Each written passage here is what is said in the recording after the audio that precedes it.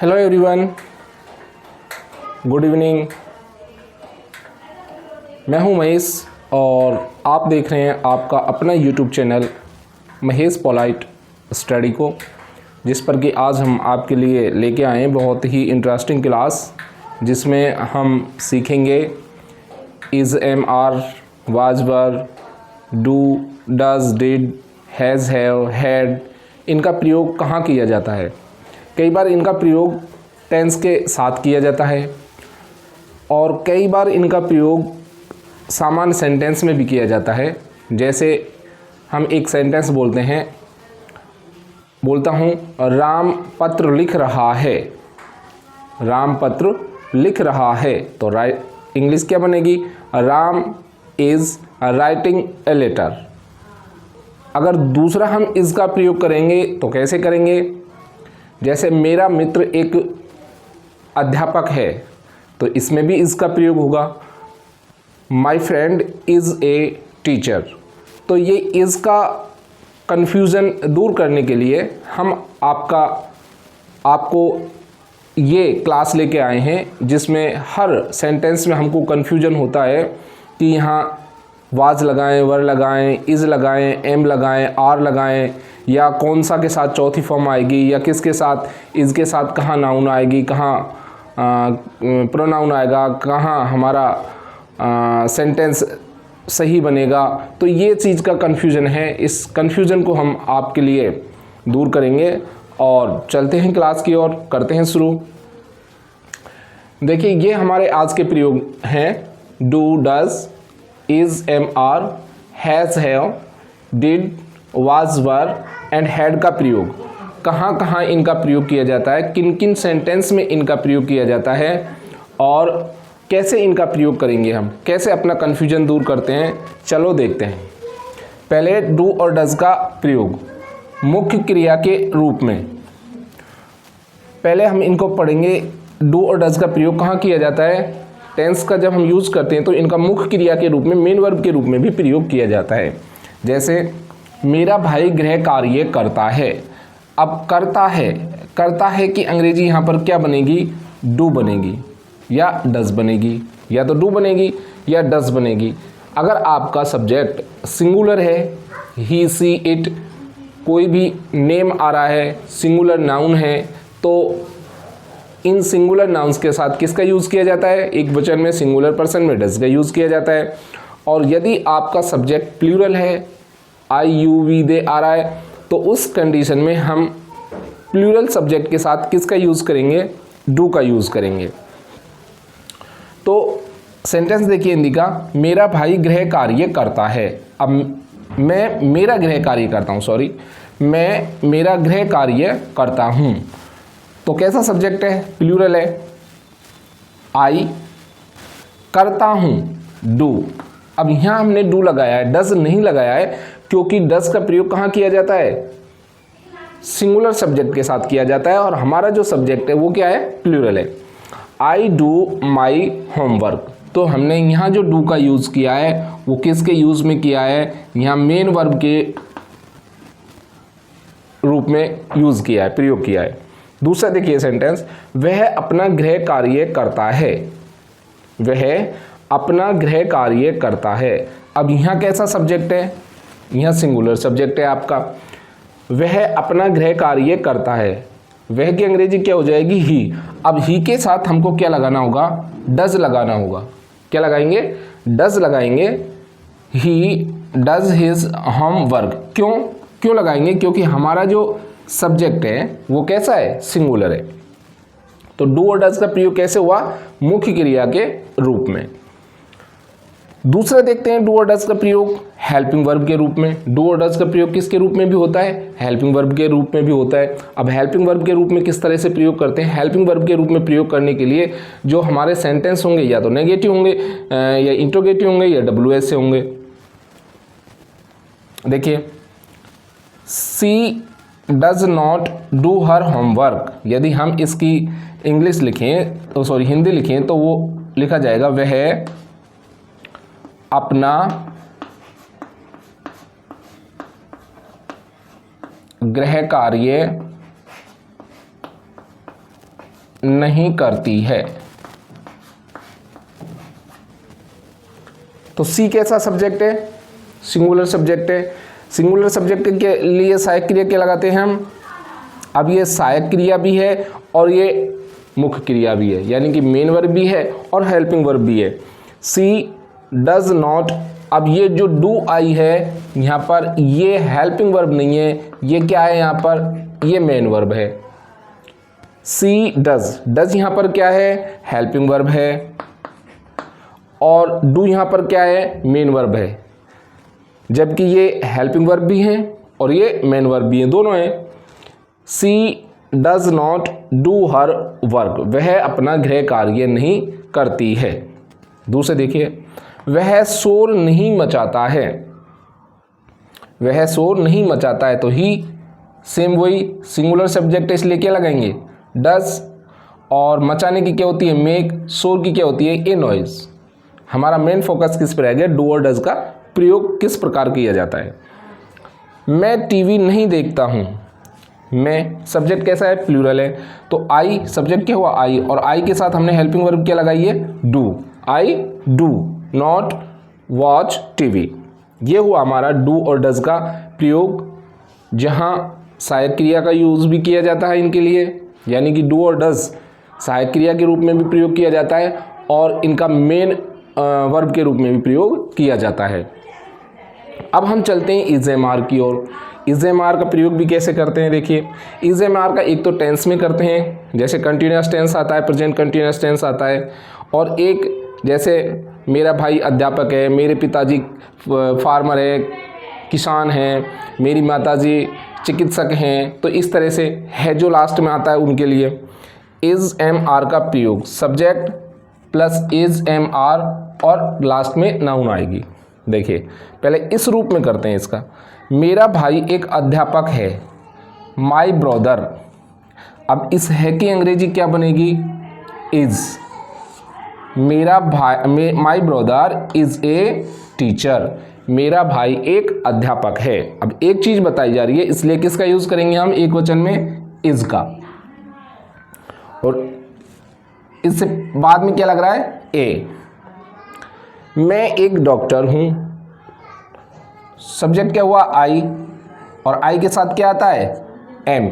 मैं एक डॉक्टर हूं। अब ये एम किसकी अंग्रेजी लगी है? हूं की अंग्रेजी लगी है। अब यहाँ इज नहीं आएगा, क्योंकि मैं के साथ क्या आता है? आई के साथ क्या आता है? एम आता है। मैं एक डॉक्टर हूं, आई एम ए डॉक्टर। वे मेरे मित्र हैं। अब वे मेरे मित्र हैं, बहुत सारे मित्र हैं। बहुवचन के प्लूरल के लिए किसका यूज किया जाता है? आर का किया जाता है। सिंगुलर के लिए है आता है लास्ट में, तो किसका यूज किया जाता है? इज का यूज किया जाता है। और जहाँ हूँ आता है वहाँ किसका यूज किया जाता है? जैसे मैं एक अध्यापक हूँ, तो मैं के लिए हूँ आएगा, और हूँ के लिए हम किसका यूज करेंगे? एम का यूज करेंगे। वे मेरे मित्र हैं, दे आर माई फ्रेंड्स। तो हमने किसका प्रयोग किया है यहाँ पर? आर का। किसके लिए किया है का। तो ये इज एम आर का प्रयोग हुआ, जिनमें लास्ट में आता है। अब देखिए, इनका प्रयोग इज एम आर का प्रयोग हम हेल्पिंग वर्ब के रूप में भी करते हैं। हेल्पिंग वर्ब के रूप में हम किस प्रकार करते हैं? टेंस हमने पढ़े हैं, present perfect tense, present continuous tense हमने पढ़ा है, और प्रेजेंट कंटिन्यूअस टेंस में हमने is am are helping verb के रूप में पढ़ा है। इज एम आर के बाद क्या आती है? वर्ब की फोर्थ फॉर्म आती है, आईएनजी वाली फॉर्म आती है। वह खेल रहा है। अब वह कैसा सब्जेक्ट है? सिंगुलर है। सिंगुलर के साथ क्या लगाते हैं हम? इज लगाते हैं। ही इज प्लेइंग, ये कौन सा टेंस होगा? प्रेजेंट कंटिन्यूअस या प्रेजेंट प्रोग्रेसिव टेंस हो गया ये। वे दौड़ रहे हैं। अब वे कैसा सब्जेक्ट हुआ हमारा? प्लूरल हुआ, तो वे के साथ क्या लगाएंगे हम? आर लगाएंगे। हमने यहाँ वे के साथ क्या लगाया था? यहाँ भी हमने आर लगाया था, क्योंकि सब्जेक्ट हमारा कैसा है? प्लूरल है। वे दौड़ रहे हैं, दे आर रनिंग। कैसे बन जाएगा? वे की अंग्रेजी क्या हो जाएगी? दे। दौड़ रहे हैं का मतलब बहुत सारे, इसलिए क्या आ जाएगा? आर। क्रिया क्या है? और रनिंग, दौड़ना। मैं लिख रहा हूँ। मैं क्या होगा? सब्जेक्ट। अब मैं के लिए क्या आता है? आई, और आई के साथ हम क्या यूज़ करते हैं? एम करते हैं। प्रेजेंट टेंस में किसका यूज़ किया जाता है? आई के साथ एम का यूज़ किया जाता है। I am writing, I am writing, I am writing, मैं लिख रहा हूँ। तो ये थे हमारे इज एम आर के प्रयोग। अब हम चलते हैं हैज़ हैव हैड के प्रयोग के बारे में। अब देखिए हैज़ हैव हैड, इन तीनों का यूज़ परफेक्ट टेंस में किया जाता है। हैज़ हैव प्रेजेंट परफेक्ट में किया जाता है और हैड का प्रयोग पास्ट परफेक्ट में किया जाता है। ये तो हुई इनकी किसकी बात, हेल्पिंग वर्ब की बात। हैज़ हैव हैड का हम रखने के अर्थ में, पास होने के अर्थ में, जैसे मेरे पास 4 पेन हैं या मैं 4 पेन रखता हूँ, अध्यापक के पास 4 किताबें थी, अध्यापक 4 किताबें रखता था। तो दोनों के अर्थ में किसका प्रयोग करते हैं हम, हैज़ हैव हैड का, रखने के अर्थ में भी और पास होने के अर्थ में भी। पास नज़दीक के लिए पास नहीं, अधिकार, मेरे पास एक कार है, तो ये क्या हुआ, अधिकार के रूप में। हैज़ हैव हैड का प्रयोग रखने के अर्थ में या पास होने के अर्थ में हम कैसे करेंगे, मेरे पास एक किताब है, तो आई के साथ क्या लगेगा, हैव, क्योंकि सब्जेक्ट हमारा कैसा है, प्लूरल है। आई हैव ए बुक, मैं एक किताब रखता हूँ या मेरे पास एक किताब है। वह एक पेन रखती है, वह एक पेन रखती है या उसके पास एक पेन, वह एक पेन रखती है, उसके पास एक पेन है, या ऐसे बोल दिया जाए उसके पास एक पेन है। तो क्या है, अधिकार है, और अधिकार के लिए हम किसका प्रयोग करते हैं, हैज़ हैव हैड का प्रयोग करते हैं। सी, अब देखिए है आ रहा है जब आता है तो हमको हैज़ हैव में से लगाना है सब्जेक्ट देखकर। यदि आपका सब्जेक्ट सिंगुलर है तो हैज़ आएगा, यदि आपका सब्जेक्ट प्लूरल है तो क्या आएगा, हैव आएगा लास्ट में है आने पर। सी हैज़ ए पेन, उसके पास एक पेन है, या हम ऐसे बोल दें उसको, वह एक पेन रखती है। राधा के पास एक कार थी, या हम उसको ऐसे बोल दें, राधा एक कार रखती थी, बात एक ही है। राधा हैड ए कार, अब ये हैड किसके लिए आया है, था थी थे के लिए हैड आया है। तो ये था किसके लिए, हैज़ हैव हैड, रखने के अर्थ में और पास होने के अर्थ में। अब देखिए, अब हेल्पिंग वर्ब के रूप में कैसे प्रयोग करते हैं इनका, सहायक क्रिया के रूप में। वह एक पत्र लिख चुका था, तो कौन से लिख चुका था, यानी कि कार्य पूरी तरह से फिनिश हो गया है, पास्ट टेंस का वाक्य हुआ। कैसे लिखेंगे, ही लिख चुका है, वह एक पत्र लिख चुका है। तो किसका प्रयोग होगा, है आ रहा है, प्रेजेंट परफेक्ट टेंस हो गया, चुका है, चुकी है, चुके हैं। हैज़ हैव में से क्या आती है, हेल्पिंग वर्ब आती है। सब्जेक्ट क्या है हमारा, सिंगुलर है, तो सिंगुलर के साथ क्या लगाते हैं हम, हैज़ लगाते हैं। He has written a letter, he has written a letter, sentence बन जाएगा हमारा, he has written a letter. Next देखिए, हम विद्यालय जा चुके हैं। अब हम कैसा सब्जेक्ट हो गया हमारा, प्लूरल, तो प्लूरल के साथ हम क्या लगाएंगे, हैव लगाएंगे। We have gone to school, we have gone to school, हम स्कूल जा चुके हैं। वे पत्र लिख चुके थे, अब थे आ रहा है, कौन सा टेंस हुआ, पास्ट परफेक्ट टेंस हुआ, कौन सा टेंस हुआ, पास्ट परफेक्ट टेंस हुआ। दे हैड, अब यहाँ आपका चाहे पास्ट परफेक्ट में सब्जेक्ट प्लूरल है चाहे सिंगुलर है, दोनों सब्जेक्ट के साथ एक ही हेल्पिंग वर्ब होती है, हैड, और हम हैड का ही यूज़ करते हैं, चाहे सब्जेक्ट कैसा भी हो, सिंगुलर हो चाहे प्लूरल हो। They had written a letter, वे एक पत्र लिख चुके थे।